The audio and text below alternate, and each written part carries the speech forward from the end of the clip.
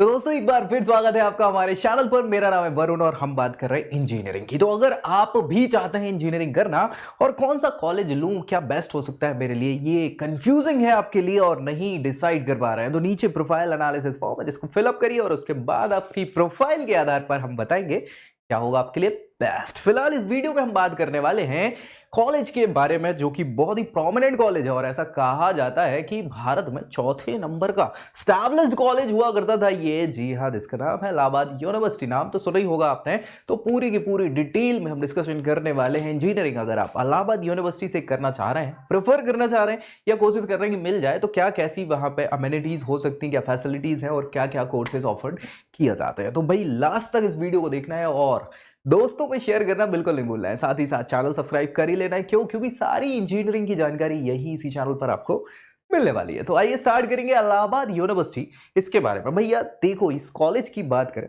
तो campus area ये लगभग 232 एकड़ का फैला हुआ कॉलेज एकड़ में।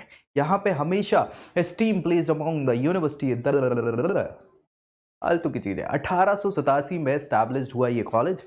उससे पहले 1857 की लड़ाई जब हुई थी, उसके बाद 1858-59 में तीन तीन यूनिवर्सिटीज बनाई गई थी। यूनिवर्सिटी ऑफ बंगाल, मुंबई मुंबई नहीं मतलब बॉम्बे बोलते थे उस समय, और Madras.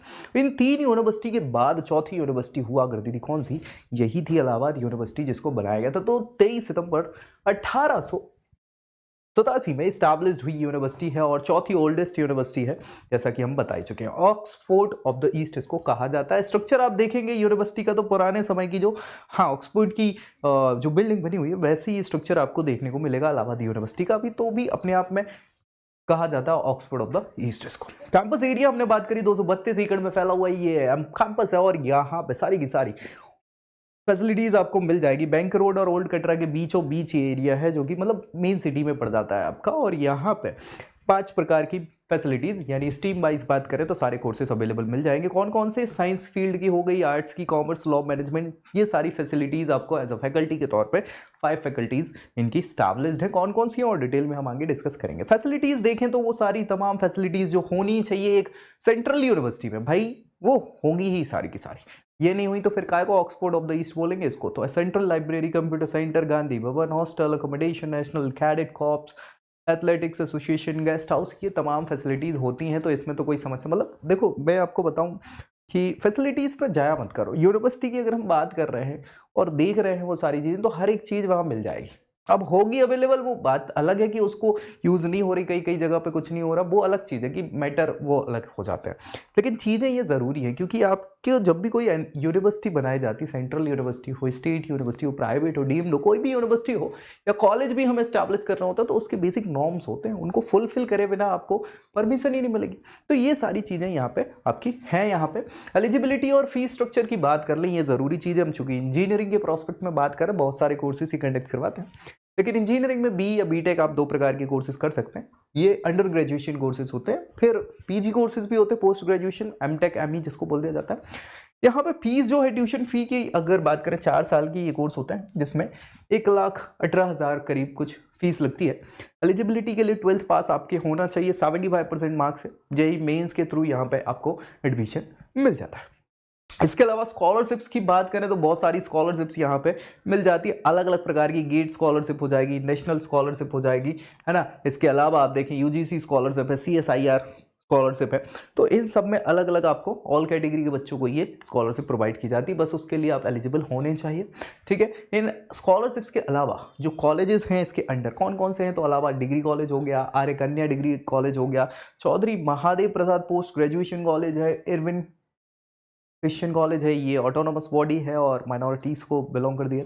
Govind Ballabh Pant social science institute है, हमीदिया गर्ल्स डिग्री कॉलेज है, ईश्वरन डिग्री कॉलेज है, जगत तरन गर्ल्स डिग्री कॉलेज है, केवी ट्रेनिंग कॉलेज है, Rajshree Tandon girls college, SS Khanna girls, SPM government degree college. तो ये सारे एफिलेटेड कॉलेज हैं इलाहाबाद यूनिवर्सिटी से। प्लेसमेंट के रिकॉर्ड्स क्या क्या हैं यहाँ पे जो इंपॉर्टेंट हो जाते हैं भाई किसी भी जगह पे। एक तो यार फीस की बड़ी समस्या होती है, तो बहुत सारे बच्चे होते हैं जो अफोर्ड नहीं कर पाते। हालांकि सेंट्रल यूनिवर्सिटी बहुत ज़्यादा फीस है नहीं, लेकिन इसके अलावा अगर आप चाहें कि यार नहीं सर मेरे को यूपी में नहीं, बनारस या इलाहाबाद की बात करें तो इलाहाबाद यूपी में बढ़ जाता है और आपको नहीं चाहिए यूपी में एडमिशन और कहीं चाहिए, एमपी में चाहिए है या गुजरात राजस्थान में चाहिए, तो बहुत सारे ऐसे कॉलेजेस हैं जहां आप ऑप्शन है एडमिशन का और आपको नहीं है कोई बताने वाला, तो नीचे प्रोफाइल एनालिसिस फॉर्म है, इसको फिलअप करिए, अपनी सारी डिटेल प्रोवाइड कराइए किस किस हिसाब से सारी चीज़ें, उस बेसिस में हम आपको आपके लिए बेस्ट कॉलेज क्या हो सकता है, कोर्स बेहतर क्या हो सकता है, ये बताएंगे आपकी प्रोफाइल के आधार पर। ठीक है, चलिए आगे यहाँ पे बात करें। यहाँ प्लेसमेंट के रिकॉर्ड्स, किसी भी कॉलेज के प्लेसमेंट रिकॉर्ड्स अपने आप में बहुत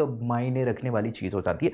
हालांकि शुरुआत में इनके प्लेसमेंट रिकॉर्ड्स बिगड़ गए थे, फिलहाल अभी ठीक ठाक हो गए हैं, अच्छी सारी व्यवस्थाएं इन्होंने करके रखी हुई हैं। 2021 के परिणाम अगर देखें तो हाईएस्ट पैकेज जो है, मैक्सिमम पैकेज 10 लाख का यहाँ पे गया हुआ है, 4 लाख का एवरेज पैकेज गया है, 40 बच्चे प्लेस्ड हुए थे, मीडियन पैकेज 7 लाख का था, 100 ऑफर आए थे और 20 रिक्रूटर्स हुआ करते थे। पुराने रिकॉर्ड्स की अगर बात करें तो ये मुझे बहुत सेटिस्फैक्टरी नहीं लगे, सच्चाई है। ठीक है, क्या कर सकते हैं यहाँ पे प्लेसमेंट प्रोसीजर फॉलो कैसे करते हैं इलाहाबाद यूनिवर्सिटी में, तो प्लेसमेंट के लिए इनने सारी की सारी एक प्लेसमेंट सेल बना के रखी है और प्लेसमेंट सेल जो है वही क्या करती है, सारे बच्चों को प्रिपेयर करती है चीज़ों से रिलेटेड, है ना। पहले तो परसेंट बेस देखेंगे, परसेंट के बाद वो सिलेक्ट करते हैं कि इनको किस सेट में रखना है, अलग अलग सेल्स में रख दिया जाता है डिवाइड करके, और फिर जो रिक्रूटर्स आते हैं उनको क्या एलिजिबिलिटी चाहिए उसके बेसिस पे यहाँ पर सीधे फाइनली क्या हो जाते हैं, कैंडिडेट के सेम डे में इंटरव्यू कंडक्ट करवाए जाते हैं शॉर्ट लिस्टेड कैंडिडेट के, और फाइनली आंसर मतलब रिक्रूटमेंट में सेलेक्ट हुए या नहीं सेम डे में रिजल्ट भी बता देते हैं। टॉप रिक्रूटर्स यहाँ देखें लास्ट ईयर के Policybazaar.com, TCS, Reliance Power, Lupin, Genpact, EXL, ICICI bank, Capgemini, ये तो प्रोमिनेंट नाम है, अच्छे हैं कंपनीज के नाम जो यहाँ पे बच्चों को रिक्रूट करके ले गए। डोमेन वाइज प्लेसमेंट की बात करें तो चूंकि हम यहाँ पे आईटी की बात करें, मतलब इंजीनियरिंग की बात करें, तो आईटी सॉफ्टवेयर फील्ड हो गई, है ना। इसके अलावा वैसे तो इंडस्ट्री में लीगल हमारा काम अभी फिलहाल नहीं है, लेकिन ऑल ओवर अगर हम देखें टेलीकॉम सेक्टर हो गया, ऑटो सेक्टर हो गया, कंस्ट्रक्शन, इंजीनियरिंग, तो ये सेक्टर है जो इंजीनियरिंग से रिलेटेड है। बाकी लॉ फील्ड में लीगल हो जाएगा, अकाउंटिंग, फाइनेंस में बीकॉम वगैरह इससे संबंधित बच्चे, तो लीगल में 30% प्लेसमेंट हुए हैं, यानी लॉ फील्ड के बच्चों के ज़्यादा प्लेसमेंट रहे हैं यहाँ। आईटी सॉफ्टवेयर फील्ड में 20%, सेकंड हाईएस्ट प्लेसमेंट है यहाँ पे।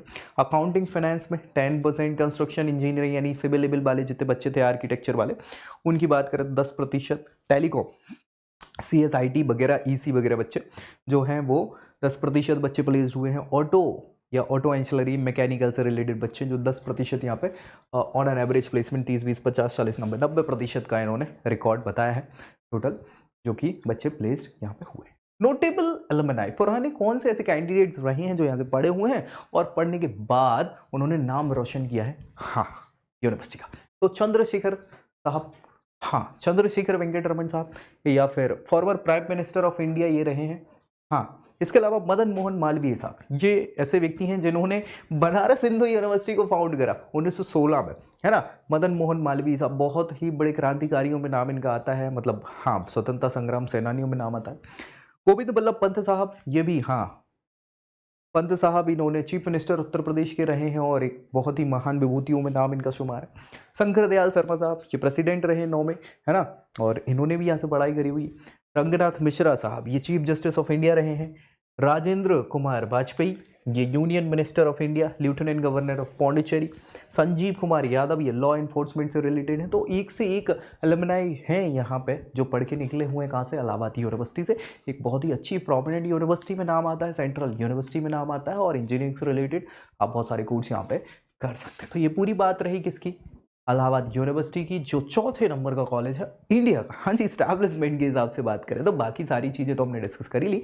इसके अलावा अगर डाउट है दिमाग में कि भाई मैं क्या कर सकता हूँ, कई बार ज़रूरी नहीं कि आप इसको मैं बता रहा हूँ और यही आप चाहते हो, और भी ऑप्शन हो सकते हैं या कंफ्यूजिंग भी हो सकते हैं। बहुत सारी चीज़ें जो नहीं कंफर्म कर पा रहे हैं कि क्या करना है, क्या टारगेट किया जाए, कौन से कोर्स को लिया जाए, कैसे टारगेट करना है, तो इन सारे डाउट्स को सॉल्व करने के लिए नीचे प्रोफाइल एनालिसिस फॉर्म है, इसको फिलअप करिए और इसके बेसिस पे हम बताएंगे क्या हो सकता है आपके लिए बेस्ट। बाकी ये वीडियोस तो हम बनाते ही रहते हैं, तो मिलेंगे अगले वीडियो में अगली जानकारी के साथ। तब तक के लिए जय Hind. I hope you like this video. For more such videos, keep watching our channel and do not forget to like, share and subscribe.